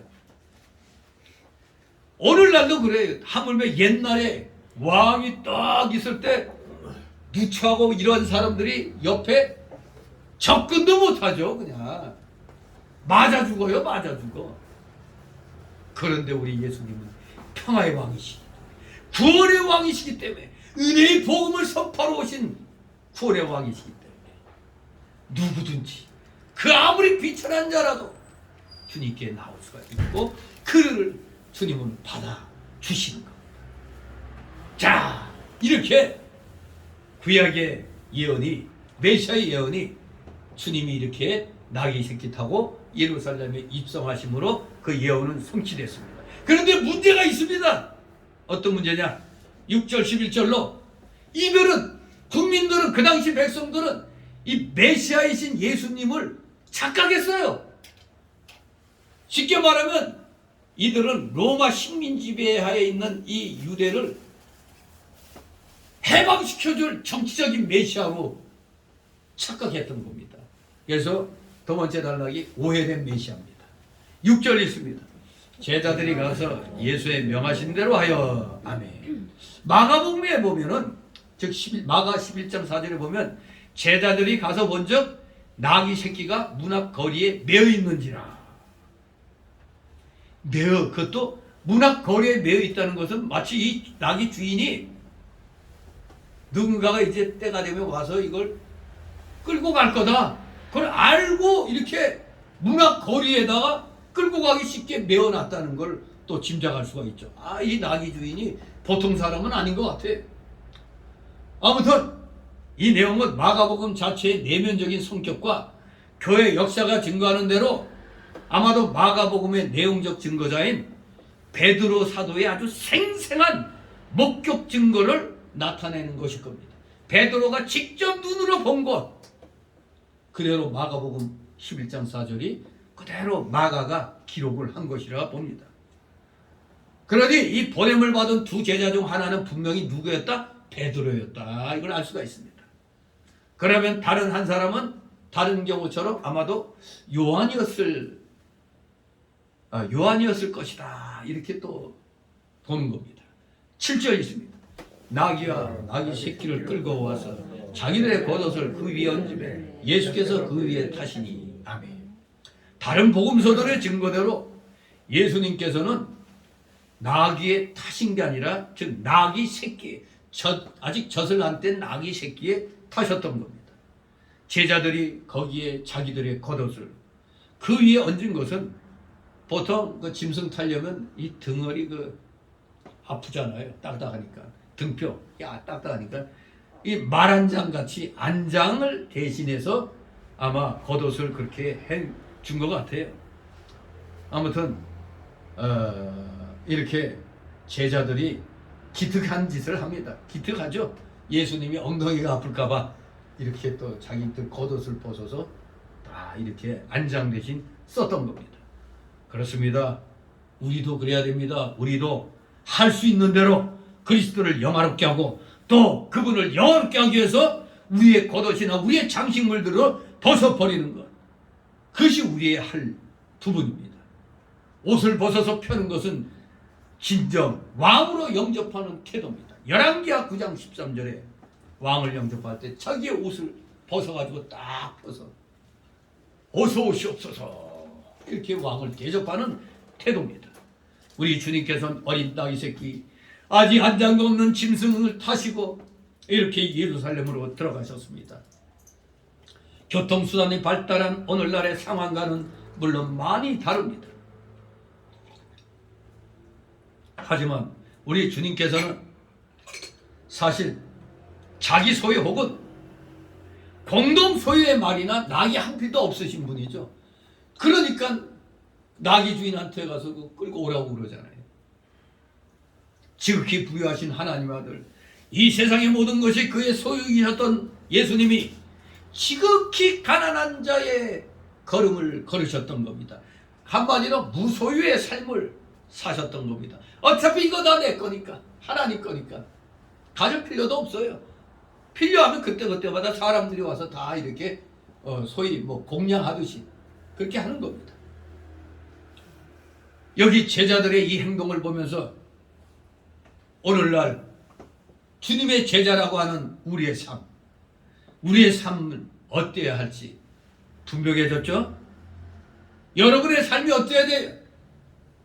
주님이 쓰시겠다 하면 쓰시옵소서. 즉시 순종하는 그 자세가 돼야 돼. 우리는 겸손과 가난에 처하기보다는 사실 높은 자리와 부유한 자리를 더 좋아하지 않습니까? 우리도 이왕이면 잘 먹고 잘 살기 좋아하잖아요. 사람이니까. 우리도 사람인데 잘 살고 잘 먹고 하는 사람들 보면 부럽잖아요. 그게 우리의 속마음입니다. 우리 사람의 그 옛사람의 성격이 그래요. 높은 자리, 부유한 자리 더 좋아합니다. 그렇기 때문에 우리는 항상 우리 자신에게 항상 질문을 해야 돼요. 속으로는 이런 거 있는 거 다 좋아하면서도 내가 정말 주님의 겸손과 가난을 본받고 있는가? 내가 정말 주님의 가난과 그 겸손을 본받고 있는가 이겁니다. 그 여러분도 아시다시피 문재양이 국민들 앞에서 쇼할 때 무슨 쇼했어요? 그 전기차인가 그 조그만 차 이걸로 뭐 타고 어쩌고 저쩌고 한다고 그러더니 뭐 몇 억짜리 그 차라고 그러대 그거? 국민들 앞에서 쇼할 때는 조그만한 차 타고 아주 이거 타고 아주 겸손하게 뭐 다닐 듯이 얘기하더니 보니까 아니더만. 그리고 뭐가 두려운지 경호원도 몇십 명을 더 늘리고 참 뒤가 구린 인간이라 아마 그럴 겁니다. 우리 목회자들도 마찬가지예요. 목회자들도 교회가 커지고 막 이러면은 사실 교회가 커지고 사람들이 많으면은 많은 사람 중에 그래 우리 목사님이 창피하게 말이야 나보다도 더 안 좋은 차를 타고 다녀 이거 말도 안 돼 하면서 비싼 차를 갖다 그렇게 뽑아줘요. 이 정광 목사 같은 경우는 교인들이 차를 사주면 그거 완전 자기 이름으로 바꿔가지고 팔아버려. 팔아서 돈 만들어. 그럼 인마이 포켓 하는 줄 알았죠. 그게 아니라 또 그 돈을 또 가난한 어려운 교인들에게 또 나누죠.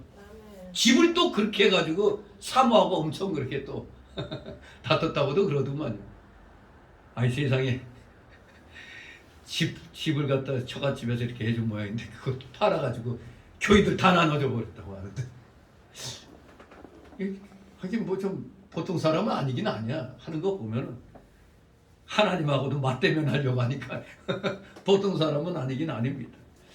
아무튼 그런 사람도 있는 반면에 내가 그래도 대교회 목사인데 이 교인들 말이야 회개하시오. 당신들은 비싼 차 타고 다닙니다. 나는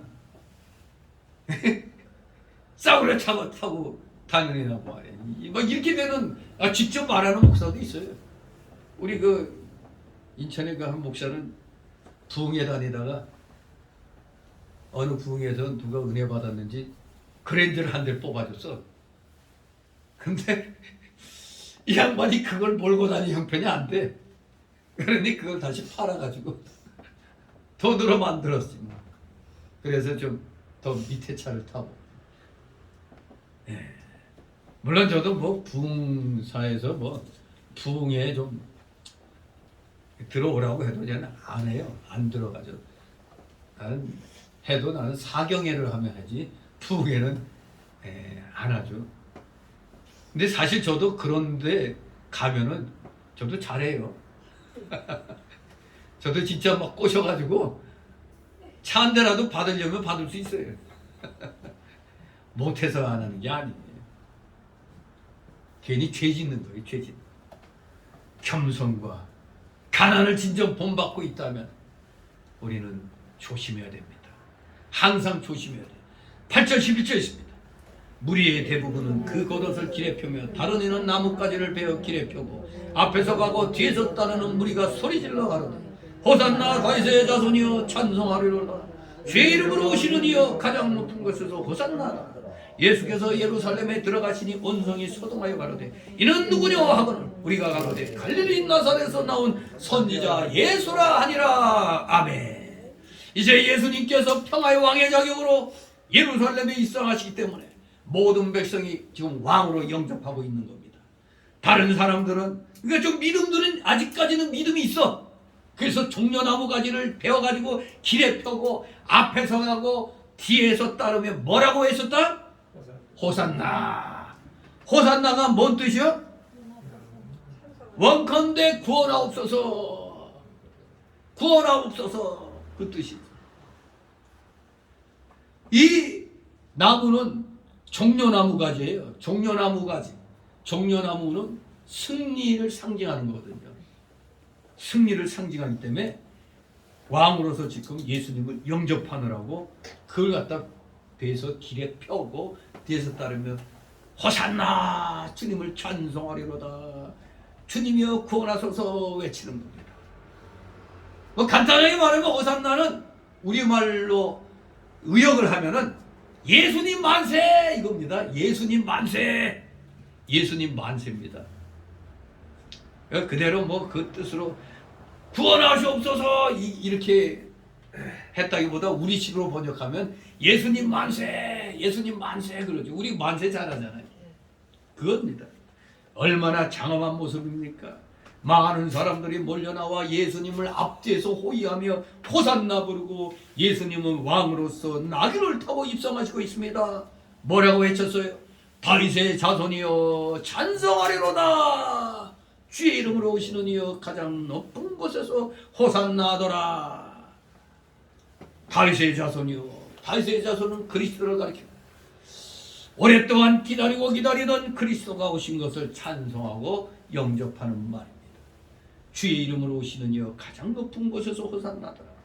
그렇습니다. 그리스도가 오심으로 하늘에서도 호산나라고 할 것입니다. 오늘 무리가 겉옷을 길에 펼치는 것은 왕에 대한 백성의 존경심을 표현하는 행위입니다. 무리들의 대부분은 다 예수님을 지금 유대인의 왕으로 여기며 환영하고 기뻐하고 있습니다. 호산나 구원하소서. 이 말이 구약에 보면 시편의 마지막 부분에 할렐루야로 시작하는 시들의 하나의 내용이었습니다. 시편 특히 118장 26절 호산나 이제 구원하소서. 시편의 마지막 부분들에 할렐루야로 시작하는 그 시들의 하나의 내용이 하나 이 호산나 이겁니다. 이제 구원하소서. 근데 이 수많은 사람들이 호산나 외치고 있지만 정작 이 나귀 타고 오시는 예수님 나귀에 대해서는 좀 생각을 좀 안 하고 있는 것 같았어요. 그저 왕으로 오시는구나. 즉 우리를 로마 제국으로부터 해방시켜줄 왕으로 오시는구나. 그렇게 알고 있는 겁니다. 그래서 온 성이 지금 소동입니다. 소동이 일어난 겁니다. 북새통이에요 그냥. 무리들은 예수님을 갈릴리 나사렛에서 나온 선지자로 다른 이들에게 소개하고 있었습니다. 비록 유대의 종교 지도자들은 그를 거절했고 죽일 것이지만 하나님께서는 우리들을 감동하여 그를 증거하고 그를 찬양케 하셨습니다. 얼마나 감격스러운 일입니까? 그런데 이들이 며칠이 지나면 이렇게 호산나 구원하소서 왕이여 하면서 그냥 찬양을 하던 이들 대부분 변하여 호산나 예수님 만세 외치던 자들이 뭐라고 외친다고? 저를 십자가에 못 박으소서. 그렇게 외치게 된다니 이 얼마나 이 아이러니한 일입니까? 우리 인간들의 마음이 어찌 이렇게 며칠을 못 갑니까? 변태무쌍한 인간의 마음이며 믿을 수 없는 사람의 말입니다. 지금 만세 부르고 칭찬한다고 좋은 게 아니에요. 돌아서선 또 어느 틈에 뒤통수를 칠지도 모르는 겁니다. 여기 이 백성들이 며칠 후에 예수님의 뒤통수를 치잖아요. 그렇기 때문에 그래서 항상 옛날부터 믿음의 선진들이 우리 목사들 보고 사람을 너무 믿어서는 안 된다. 너무 믿지 마라. 특히 안병남 목사님이 그런 말을 많이 했죠. 사람 믿지 마라 그랬죠. 믿지 마라라면 모르다 너무 믿어서는 안 된다는 얘기인데 믿지 마라 그러니까 아니 예수 잘 믿는 사람들이 왜 예수를 우리 사람을 안 믿으면 그 사람과 사람의 계명이 5계명에서 10계명까지인데 그 말이 안 되잖아요. 우리가 사람을 예수 믿고 나서 좋은 마음으로 사람들을 선한 마음으로 대해줘야 될 거 아니에요. 그러니까 사람은 믿을 대상은 못 되고 사랑할 대상이라는 걸 알아야 돼요. 사랑하라는 겁니다. 사랑할 대상이에요. 사람들이 그를 존경한다고 너무 감격할 것도 없고 멸시한다고 너무 낙심할 것도 없습니다. 우리는 하나님이 주신 사명을 충실히 이해하는데 힘써야 하는 겁니다. 우리 사람들은, 목사들이 이걸 알아야 돼요.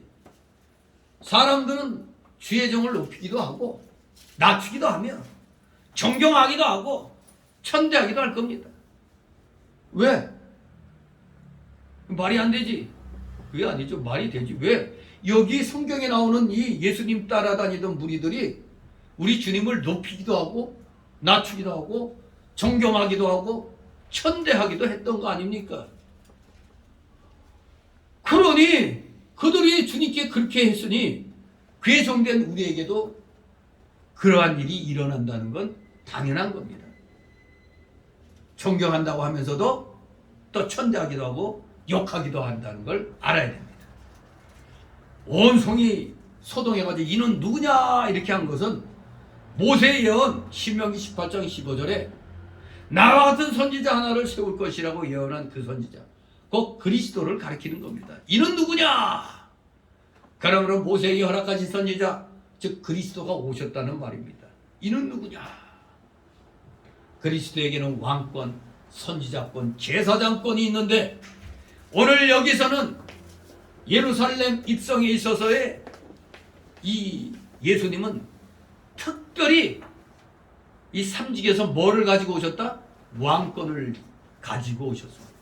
바로 그래서 사람들이 왕권을 가지고 오신 그리스도를 지금 영접하자는 겁니다. 지금 이 많은 백성들이 왕권을 가진 그리스도를 영접하자는 거예요. 오늘날 우리 성도들도 분명히 알아야 돼. 그리스도를 왕으로 영접해야 됩니다. 우리 모두 그리스도를 왕으로 영접하는 사람이 되어야 됩니다. 우리 주님은 왕으로서 절대적인 주권으로 우리를 통치하십니다. 우리를 원색에서 보호하여 주시고 우리에게 필요한 모든 것을 공급하여 주시고 있잖아요. 예수님은 영원한 영적 왕이시며 우주의 왕이십니다. 우리 임금 되시는 예수 그리스도는 진리의 왕이시며 평화의 왕이십니다. 그러므로 우리의 심령 속에 평화를 주시고 날마다 우리를 통치하시며 능력으로 하나님의 나라를 건설하며 나가고 계십니다.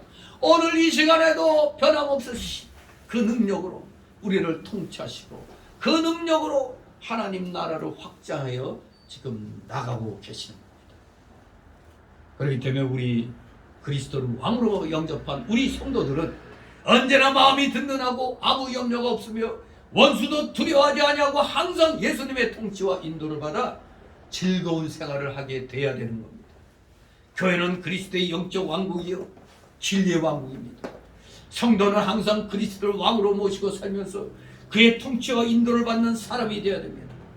예수 그리스도는 우리의 이상적인 왕이십니다. 우리를 가장 안전하게 다스려 주시고 우리에게 모든 것을 다 주시는 왕이십니다. 능력이 무한하셔서 세상을 다 이기시고 사망과 마귀를 다 정복하셨습니다. 그렇기 때문에 지금 오늘 이 종려주일날에 예수님을 영접하는 이 수많은 이 무리들은 이제 곧 세상 마귀 로마 제국을 무너뜨릴 것이다. 그 권능으로 막 기적을 행하신 거 다 알잖아요. 그래서 우리를 식민지배에서 풀어줄 거다. 이것을 지금 잔뜩 기대하고 있는 겁니다.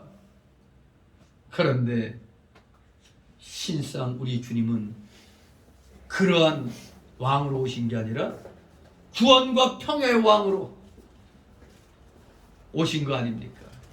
영적인 왕으로 지금 오신 겁니다. 예수님을 그래서 우리는 왕으로 모시고 그의 통치를 받는 우리 모든 사람에게는 늘 예수님의 권세가 머무르게 돼요. 언제나 평화롭고 안전하고 마음이 든든한 그 자리에서 살 수가 있는 겁니다. 여러분은 어떻습니까? 우리에게는 옛사람의 속성이 아직 많이 남아있기 때문에 마음 한쪽으로는 이 말씀이 지당하신 말씀, 그래 예수님을 왕으로 모셨으니 나는 진짜 편안하다, 평안하다, 행복하다, 즐겁다 하면서도 또 이쪽 마음 한구석에서는 또 힘든 일들이 생각나고 이걸 어떻게 하지? 이 생각이 나잖아요. 그랬기 때문에 우리는 아직 너무 부족합니다. 분명히 주님은 우리에게 평안을 주시게 오셨는데 왜 우리는 아직도 이 염려와 걱정과 고통 속에 있어야 되느냐 이겁니다. 아직 믿음이 아직 약해서 그래요.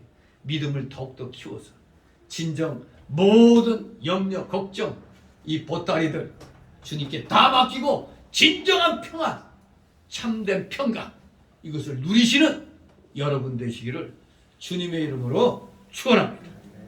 기도합니다. 거룩하신 하나님 아버지 은혜를 감사드립니다.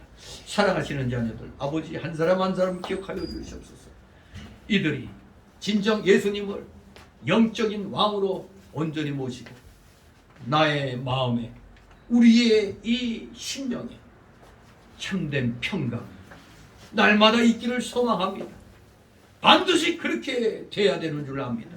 사랑하시는 자녀들 세상 모든 염려, 걱정, 근심, 근심 그 보따리들 다 주님 앞에 내려놓고 다 맡김으로 말미암아 진정한 평화의 왕, 평강의 왕으로서 우리 주님을 우리 영접하고 모시고 섬기는 귀한 믿음의 자녀들 다 되게 하여 주시옵소서. 감사드리며 예수 그리스도의 이름으로 기도드리옵나이다. 아멘. 같이 찬송가 488장 찬송 488장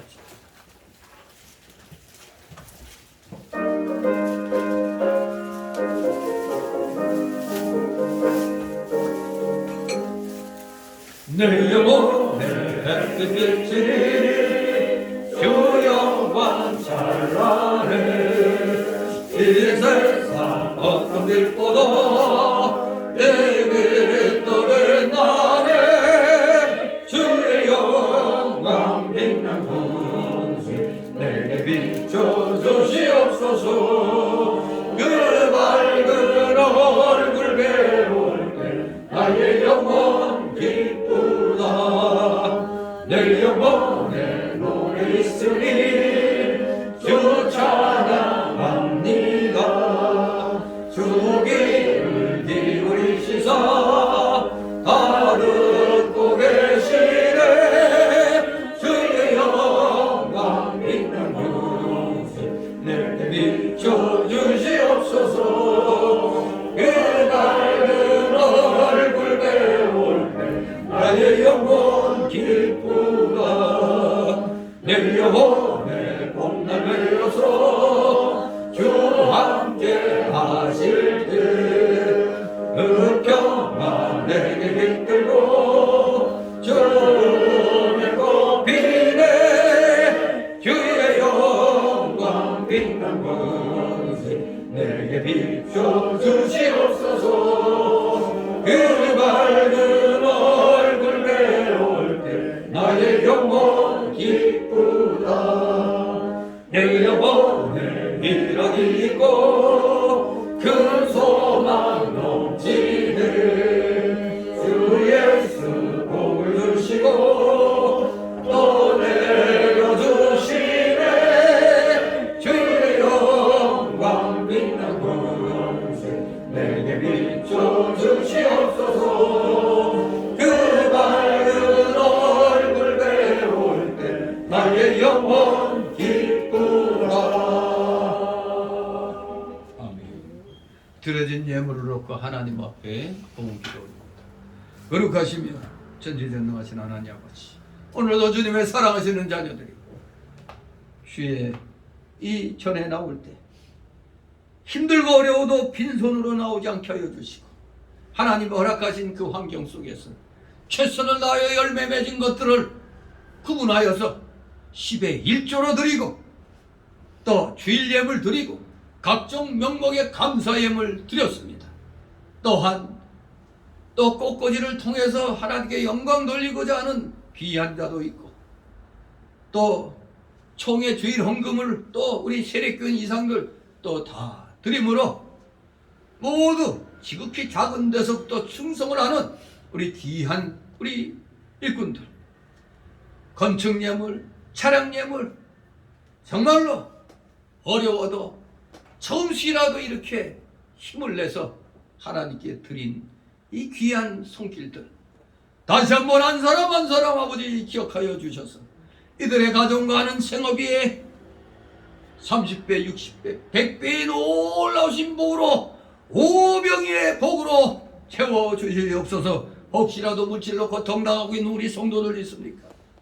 속히 그 환난을 이기게 하여 주시고 하늘 창고문을 열고 마음껏 주의 영광을 위하여 물질을 사용할 수 있는 진정한 물질의 실력자, 진정한 믿음의 실력자로 더욱더 성장시켜 주시옵소서.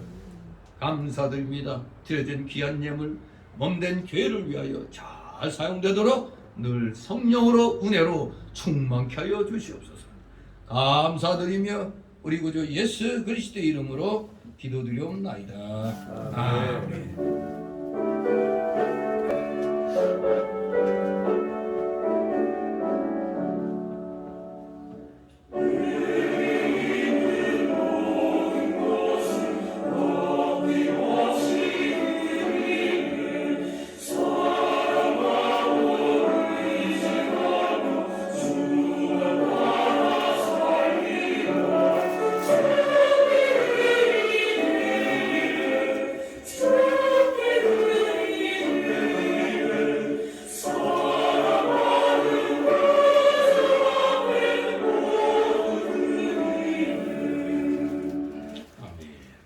이 시간은 세심자 소개 시간인데 등록된 카드 없습니다.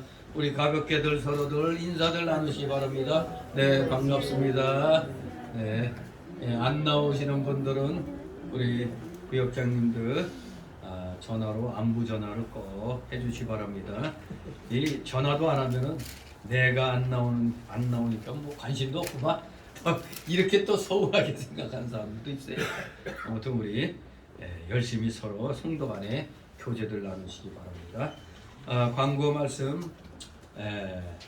벌써 이제 4월 두 번째 주일이 됐습니다. 뭐 길거리 나가니까 어때요? 밖으로 어디 여행 다니고 싶죠? 그냥 벚꽃이 만개 있네요. 그냥 엄청난데 날씨도 따뜻하고 아주 좋습니다. 이런 때일수록 우리 하나님께 더욱더 감사하시는 그런 생활을 하도록 하셔야 되겠습니다.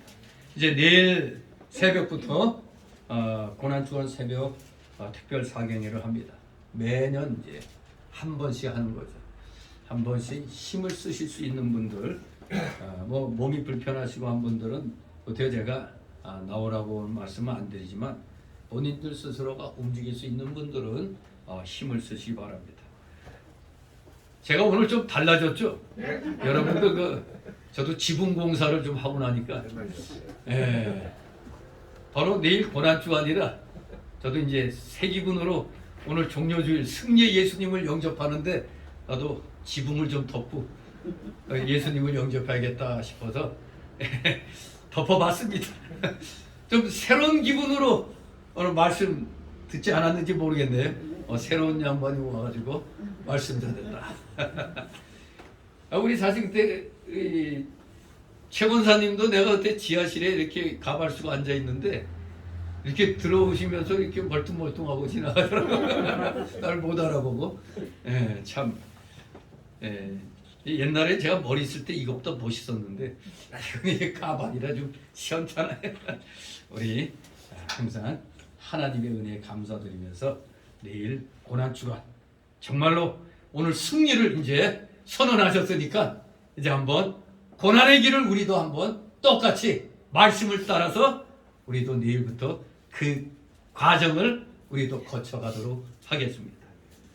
그리고 여러분들 오늘까지가 이제 총회 주일헌금 드린다고 했는데 두 번째 주까지 아직 안 내신 분들은 힘을 써서 내시고 아마 대부분 다 내신 것으로 봅니다. 세례교인만이 해당되는 거예요. 사실 우리 성김 성도 세례를 제가 할 생각도 했다가 지금 나오신 지 한 3개월, 4개월 됐으면 맥주 감사주일 때 한 7월 달이죠.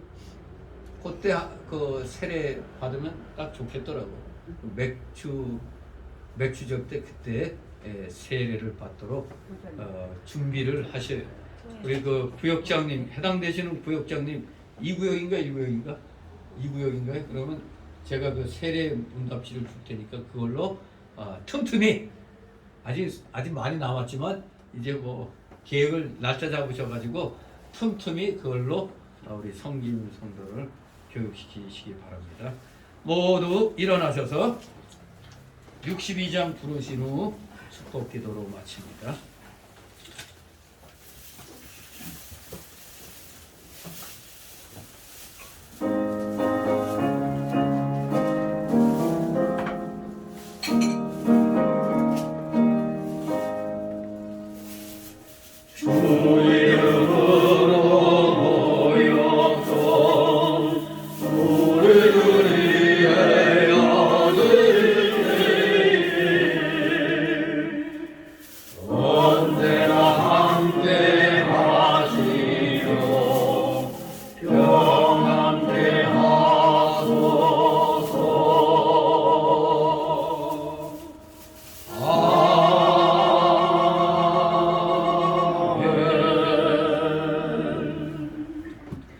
영원한 지옥 사망 형벌로부터 영생 복락의 무궁 천국으로 우리를 구원하여 주신 우리 구주 예수 그리스도의 크신 은혜와 하나님 아버지의 극진하신 사랑하심과 성령님의 감동감화 교통 충만 내주 역사하심이 여기 머리 숙인 모든 무리들 머리들 위와 각 가정 위에 하는 생업 위에 하는 학업 위에 이 나라 이 민족 위에 모든 교회들 위에 이제부터 영원토록 함께 있을지어다.